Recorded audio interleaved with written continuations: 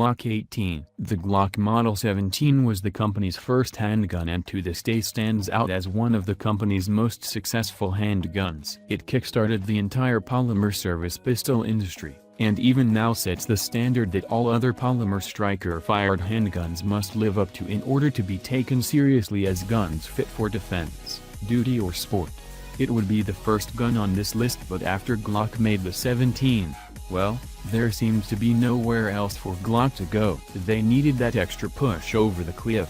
They put it up to 18, exactly one better. Other companies would have just made different models of the Glock 17, but Glock took it up to 18. Developed for Austrian counter-terrorism units, the Glock 18 is one of the coolest select-fire machine pistols ever made. Sure, real Glock 18s are made of unobtainium and the closest most people will ever get to one is seeing them on screen. But with the invention of the Glock 18 came something else. Glock 18 magazines. Hugely popular wherever they are sold, Glock 18 magazines have a standard capacity of 33 rounds of 9mm goodness and are compatible with all other double-stack 9mm Glock pistols. These magazines are more than welcome at any range and while maybe a bit clunky for self-defense, are just right for all sorts of Glock pattern pistol caliber carbines. And that is what makes the Glock 18 so very special.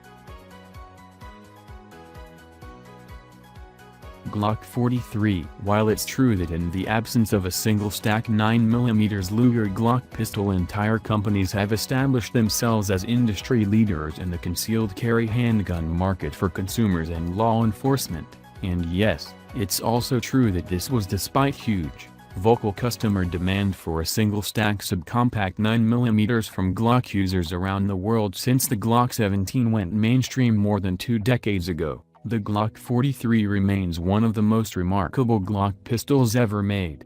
With the Glock 43, Glock proved that it doesn't matter that they took their time working on the design. They're such an influence on the market that they can sell polymer-framed, striker-fired single-stack 9mm pistols to people who already own polymer-framed, striker-fired single-stack 9mm pistols.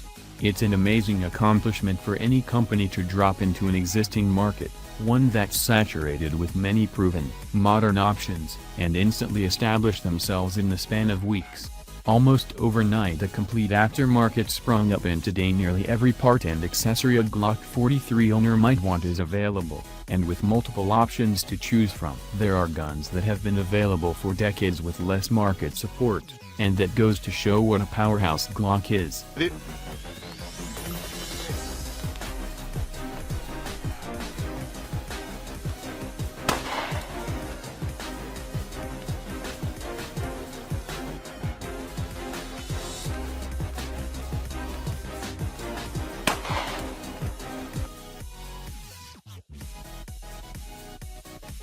Glock 22. What? A 40? Glock sold America on the concept of the polymer-framed 109, and the 40 S&W Glock 22 played a big part in that. The rise of 40 S&W coincided, downright collided, with the passage of the assault weapons ban of 1994. Police departments across the country had or were looking to upgrade to the newer, more powerful cartridge. When the FBI adopted 40 S&W as their standard round, everything snapped into place. Glock took advantage of their new position in the service pistol market to sell Glock 22 pistols to law enforcement agencies, police departments and security firms across the country, freeing up tens if not hundreds of thousands of precious pre-banned Glock magazines. The dry spell is now over for most Americans, and there are plenty of magazines to go around today. But in the ban years it was these trade-in magazines that kept a lot of shooters shooting. And now that a lot of these agencies are switching back to 9mm, they're surplusing their Glock 22s, which can be found pretty easily for a lot less than a new Glock handgun. making easier to be a gun owner in America to this day. And some of these older Glocks have features that make them more desirable in some ways than newer pistols, which brings us to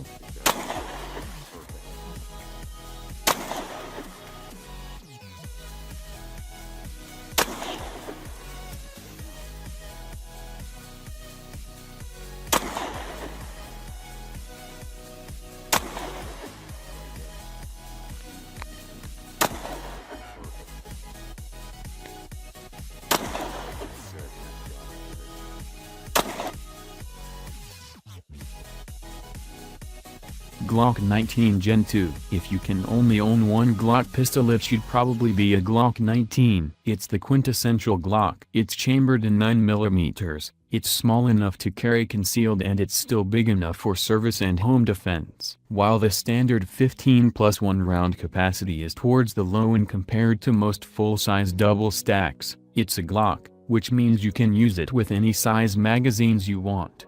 Stick with 15 in the magazine for concealment. Drop a 17, 22 or even 33 round magazine in there for nightstand duty. At the range and have a drum magazine? Have fun.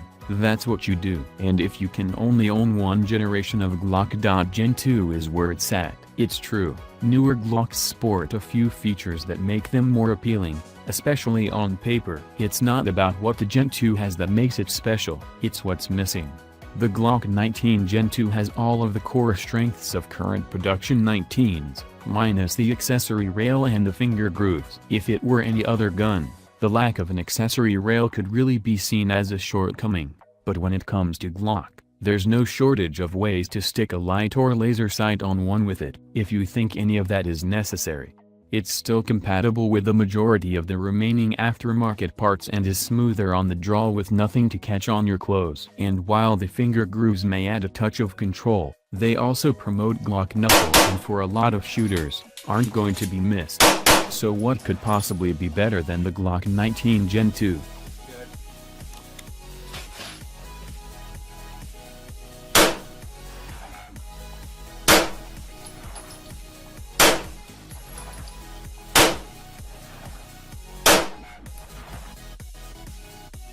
Glock 7. Nothing stands out more about Glock than how they've shaped culture, not just shooting culture. Although the Glock pistol radically changed how people think about using alternative materials, making a completely different kind of gun today's norm, Glock also digs deep into American culture. This holiday season, people everywhere will gather with friends and loved ones and celebrate by watching the greatest Christmas movie of all time, Die Hard. And it's in Die Hard where many people saw their first Glock pistol.